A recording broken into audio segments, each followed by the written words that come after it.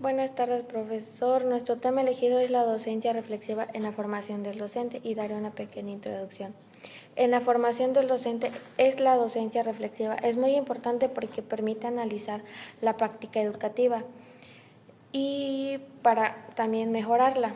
Ser docente no significa solo enseñar contenido, sino también a pensar sobre lo que se hace en el aula, reconocer errores y buscar nuevas formas de enseñar.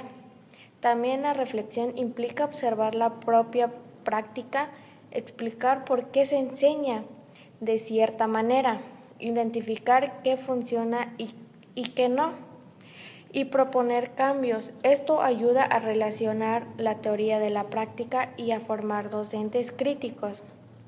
Por eso, la docencia reflexiva contribuye a muchos futuros maestros. Desarrollan una enseñanza más consciente y responsable y orienta a mejorar el aprendizaje de sus estudiantes. Ahora mis compañeras darán a conocer cómo cada maestro da su opinión en una pequeña entrevista. Buenas tardes, estamos con la profe Susi y le realizaré 2 preguntas del tema la docencia reflexiva en la formación del docente. Bien, ¿qué significa para usted ser un docente reflexivo en la práctica educativa? Bien, pues para mí reflexionar sobre la práctica educativa es algo muy importante. Creo que todos lo hacemos, quizás no de manera tan consciente algunos, pero reflexionar sobre la práctica es pensar cómo hicimos, cómo dimos la clase, qué podemos mejorar, qué dentro de lo planeado funcionó o no funcionó, y incluso aunque no funcione está bien, y pensar sobre eso, sobre cómo lo hace, sobre qué cosas cambiar o qué cosas nuevas aplicar, las técnicas, desde el momento en que estás planteando la actividad, generando la consigna, buscando los materiales, pues desde ahí ya hay reflexión sobre lo que quieres alcanzar con tu propósito educativo. Entonces es algo pues sustancial para cualquier docente, pensar qué, cómo lo hago y cómo lo puedo hacer mejor. Ahora, ¿qué problemas surgen cuando la teoría y la práctica se trabajan separadas? Pues creo yo que no pueden trabajar separadas. De alguna manera la teoría la adquieres en tu formación profesional y a pesar de que en ese momento no empiezas a usarla, cuando ya te encuentras realizando un trabajo con grupos reales, pues ahí van saliendo las combinaciones de todo, ¿no? De todas las teorías que aprendiste, incluso aquellas que decimos son tradicionales y que ya no se hacen, se siguen haciendo. La verdad que es mentira decir que no, pero claro, trata uno de pues ser más innovador, de aplicar lo nuevo, pero sí siempre hay una combinación de todo.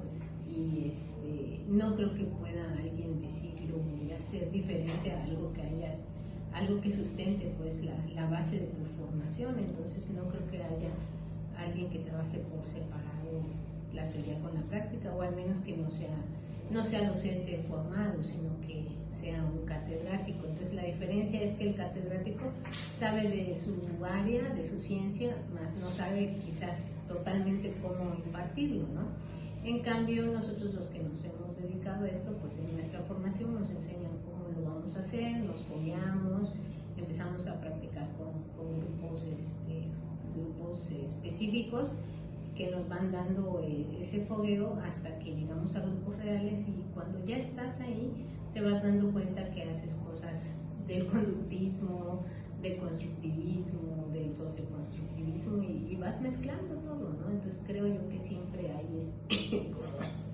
como una mezcla, no puedes separarte de la teoría. Ok, muchas gracias. Bueno, estamos aquí con Juanito del cuarto F y vamos a continuar con las preguntas. ¿En tu experiencia existe relación entre la teoría pedagógica y la práctica en el aula? Por supuesto, porque el docente tiene que adquirir las teorías pedagógicas la cual nos ayuda a fomentar los planes de estudio y sobre todo en la forma de enseñar del estudiante, y también el docente tiene que llevar esas herramientas para poder fomentar en su parte de enseñar a los estudiantes de una forma didáctica y más fácil de aprender. Ok. La segunda pregunta, ¿qué problemas surgen cuando la teoría y la práctica se trabajan separadas? Pues ahí sería lo que es la falta de el equilibrio del sentido de que el docente tiene que adquirir esa teoría. Si no tiene la teoría, pues no va a poder avanzar y guiar al estudiante en su proceso de aprendizaje. Entonces es un problema en el cual puede afectar lo que es el bajo rendimiento y sobre todo la empatía que tiene el estudiante con el docente y viceversa. Y la otra pregunta, ¿crees que la formación inicial realmente prepara a los docentes para reflexionar en su práctica? Pues no, porque realmente la formación inicial es el primer paso. La formación tiene que ser constante y continua, porque ahí puedes actualizar y buscar nuevas herramientas para poder fomentar en tu aprendizaje y poder transmitir tus conocimientos a tu grupo en general. Ok, muchas gracias. Buenas tardes, seguimos con la entrevista. En este caso estamos con el profe Lenin y las preguntas son las siguientes. ¿Cómo cree usted que ayuda la reflexión a mejorar la enseñanza y el aprendizaje? Primeramente tienes que, pues de alguna otra forma, como dices, reflexionar lo que estás haciendo. Quiere decir que lo tienes que pensar, porque eso va a ayudar que de alguna otra forma te des cuenta que lo que estás haciendo sirve o no está generando impacto. Entonces la reflexión nos ayuda con un proceso de evaluación o reevaluación de lo que estás haciendo. Entonces tenemos que reflexionar, comprender y analizar lo que se está haciendo para que no caigas a la monotonía. Igual nos podría dar un ejemplo donde la reflexión cambió su forma de enseñar. Sí, yo creo que muchas veces tiene que ver, primeramente, que a los grupos que uno trabaja, aunque sean todos de la misma edad, los grupos son diferentes. ¿Por qué? Porque muchos de los grupos, como son jóvenes todos, pueden ser de la localidad, de la región o de otros lados. Entonces muchas veces la forma de decir o explicar las cosas pueden entenderse de manera diferente. Entonces uno a veces explica, y cuando hace uno la explicación, a veces los queda uno viendo y se da uno cuenta que tal vez las cosas no se entendieron como uno cree que está uno explicando.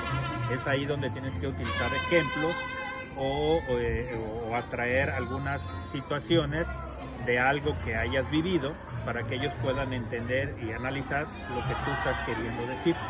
Entonces, esa es la parte fundamental de cómo pudieras utilizar un ejemplo de la vida cotidiana para que ellos puedan empatar la reflexión que tú estás queriendo que ellos tengan a razón de algo que estás solicitando.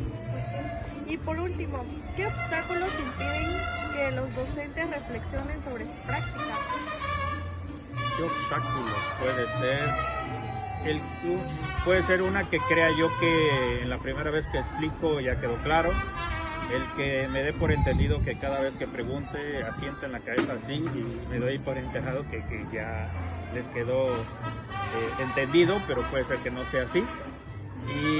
Y también porque la desidia de no querer volver a explicar las cosas. Entonces yo creo que la actitud del maestro es entender que los jóvenes están evolucionando, pues, y como ellos evolucionan, la forma de tratar de explicarles tiene que cambiar también la forma de nosotros, porque si nos quedamos de la misma manera, entonces no vamos a entender que las condiciones de los jóvenes de hace 16 años, de hace 10 años, de hace 5 años no son las mismas de hoy. Entonces tiene uno que tener otra actitud y buscar otros medios para acercarse a ellos. Ok, sería todo. Muchas gracias.